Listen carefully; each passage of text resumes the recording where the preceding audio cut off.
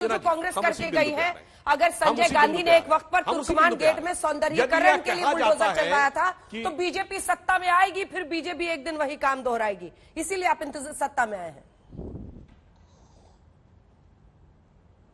नहीं, देखिए, मैंने कहा यदि ये कहा जाए कि लंबे समय से अतिक्रमण था तो आज क्यों नहीं हो रहा है। हाँ। ये वैसा ही बचकाना तर्क है कि कोई चोर पकड़ लिया जाए तो कहे मैं तो इतने दिन से चोरी कर रहा था, आज ही मेरे खिलाफ कार्रवाई क्यों नहीं हुई, मैं तो शांति से कर रहा था, तब तक कोई बात नहीं हुई। इसलिए मैं कह रहा हूं जो बात कानूनी है उसको कानूनी ढंग से डील करना चाहिए। जब भी चीज जिस समय प्रकाश में आएगी, उदाहरण देना चाहता हूं अंजना जी, किसी की गाड़ी दूसरे की गाड़ी से ठुक जाए तो जांच तो इस पे होनी चाहिए किसने गाड़ी गलत चलाई, पर पुलिस आती है तुरंत गाड़ी के कागजात मांगती है और एक के पास कागजात ही ना हो तो गाड़ी जब्त हो जाती है कि नहीं।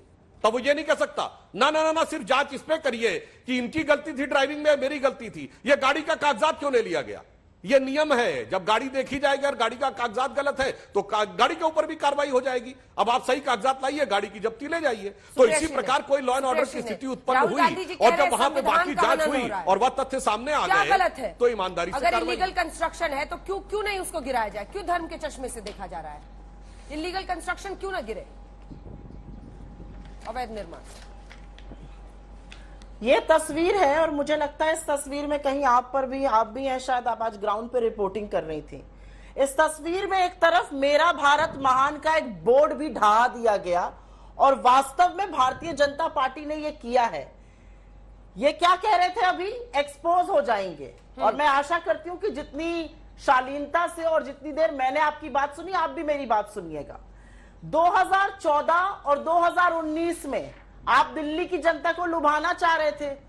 ये आपके बीजेपी फॉर दिल्ली के ट्विटर हैंडल से ट्वीट किया गया है और इसमें साफ तौर पे लिखा है कि जो 3 लाख से ज्यादा अनऑथराइज्ड कंस्ट्रक्शंस थे उनको हम लीगलाइज करेंगे।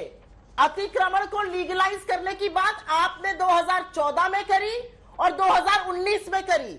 और यही नहीं, 2019 में तो जब वेंकैया नायडू जी अर्बन डेवलपमेंट के मिनिस्टर थे, भाजपा के प्रदेश अध्यक्ष ने चिट्ठी लिखी और कहा कि इन कॉलोनीज को जो एक्ट होती है दिल्ली लॉ स्पेशल एक्ट 2011 उसके अंतर्गत लाया जाए, इसको लीगलाइज किया जाए। तो आप पहले कुछ कहते हैं, अब कुछ और कहते हैं। एक बस मुझे छोटी सी बात ये मैं बोलना चाहती हूं और मैं ये बड़े पुरजोर तरीके से बोलना चाहती हूं। ये हिंदू मुसलमान की बात नहीं है, ये कानून पर ताला लगाने की, हमारे संविधान को बुलडोज करने की बात है। और अगर ना होती तो जो बेचारा गणेश गुप्ता दौड़ दौड़ के कागज दिखाना चाहता था उसके कागज देखते, सुमित झा के कागज देखते, सलीम शेख के कागज देखते, लेकिन आपने वैसा देखना जरूरी नहीं समझा।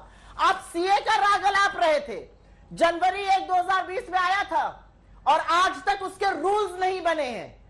रोहिंग्यास पर अमित शाह जी ने एनआरसी के बारे में फरवरी 2022 में सदन में कहा हमारे पास ऐसा कोई प्रपोजल नहीं है।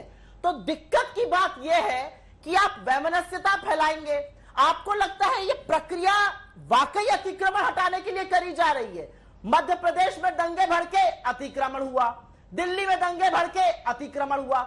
मैं तो दूसरी बात कहती हूं, 2020 में दिल्ली में दंगे हुए, 2022 में दिल्ली में दंगे हुए, इस देश में 2 राज्यों में गोलीबारी हुई। यहां पर तो सीधे सीधे अमित शाह जी का फेलियर है। वो फेलियर साबित हुए एक होम मिनिस्टर के तौर पर, वो नाकाम और विफल साबित हुए। दिल्ली पुलिस उनको रिपोर्ट करती है और सबसे बड़ी नाकामी तो यह है कि सुप्रीम कोर्ट के ऑर्डर के बाद भी एमसीडी वहां पर नंगा नाच करती रही और बुलडोजर यूज करती रही, जबकि सुप्रीम कोर्ट का आदेश आ चुका था। मैं पूछना चाहती हूं, कोर्ट की अवमानना के बारे में यह केस क्यों नहीं बनता है? क्या यह महज संयोग है कि दंगे होते ही आपने यहां पर अतिक्रमण करा दिया?